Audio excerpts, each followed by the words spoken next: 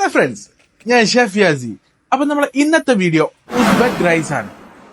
ഇതുണ്ടാക്കാനായിട്ട് ആദ്യം നമുക്ക് ഇതിന്റെ മസാല സെറ്റ് ചെയ്ത് വെക്കാം.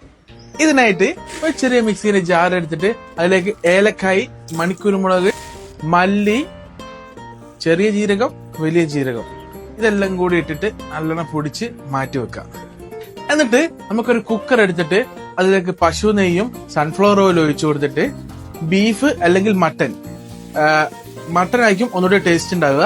ഞാനിവിടെ ബീഫാണ് എടുത്തിട്ടുള്ളത്. ബീഫിന്റെ വാരിയലിന്റെ പീസ് എടുത്തിട്ടുള്ളത്. വാരിയലിന്റെ അടിഭാഗത്തുണ്ടാകുന്ന ഇറച്ചിയെടുക്കുള്ള പീസ് കട്ട് ചെയ്തെടുത്താട്ടോ.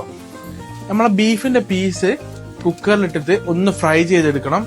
എനിക്കിത് ചെറിയ കുക്കർ ആയതുകൊണ്ട് 2 ടൈമായിട്ട് ഞാൻ മാറ്റി മാറ്റി എടുത്തിട്ട് ഫ്രൈ ചെയ്തെടുത്ത് എന്നിട്ട് അത് ഒരുമിച്ച് കുക്കറിലേക്ക് ഇട്ടിട്ട് എന്ത് ചെയ്യുന്നുണ്ട്, അതിന്റെ മുകളിൽ ഉള്ളി ഇട്ട് കൊടുക്കുക.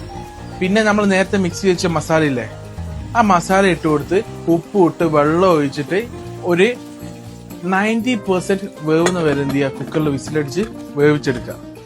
എന്നിട്ട് എന്ത് ചെയ്യുക, അതിലേക്ക് നമ്മൾ ക്യാരറ്റ്, ക്യാപ്സിക്കം, പച്ചമുളക്, ഉണക്കമുന്തിരി, ബദാം, ഈത്തപ്പഴം ഇതെല്ലാം ഇട്ട് കൊടുക്കുക. ഇതിന്റെ കൂടെ കാബൂളി കടലയും പിന്നെ സുക്കിനി എന്ന് പറഞ്ഞിട്ടുള്ള പച്ചക്കറി ഉണ്ട്, നിങ്ങൾക്ക് അറിയായിരിക്കുന്നു വിചാരിക്കുന്നു. അത് ശരിക്കും ഇട്ട് കൊടുക്കണം. ഈ കാബൂളി കടല ഇതിന്റെ മെയിൻ ആയിട്ട് കേട്ടോ. എന്റെ അടുത്ത് ഇല്ലാത്തോണ്ട് ഞാൻ ഇട്ടിട്ടില്ല. അപ്പൊ ഇത് രണ്ടും ഇട്ട് കൊടുക്കണം. എന്നിട്ട് ഒരൊറ്റ വിസിലടിപ്പിക്കുക. എന്നിട്ട് എന്ത് ചെയ്യുക, നമ്മളെ അരിന്റെ അളവ് വരുന്ന എങ്ങനെയാ വെച്ചാൽ 1 ഗ്ലാസ് അരിക്ക് 1.5 ഗ്ലാസ് വെള്ളം.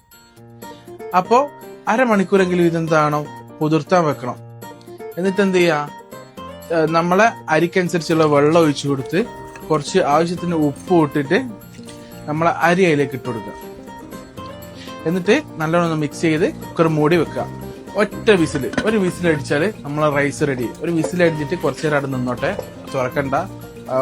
തീയൽ ഓഫ് ചെയ്തിട്ട് കുറച്ചു നേരം വെച്ചാല് നമ്മളെ ഉസ്ബെക്ക് റൈസ് റെഡിയായി.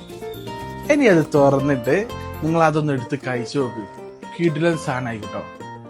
നിങ്ങള് മന്തി, മദ്ഹൂദ് അങ്ങനെ പല വെറൈറ്റീസ് കഴിച്ചിട്ടുണ്ടാവും. ഇത് അടിപൊളി സാധനം. മൈൽഡ് ഫ്ലേവർ ആണ് സാധനം. പക്ഷെ ശരിക്കും മീറ്റിന്റെ ഫ്ലേവർ ഉണ്ടല്ലോ, അടിപൊളിയായിട്ട് കിട്ടുന്നുണ്ട്.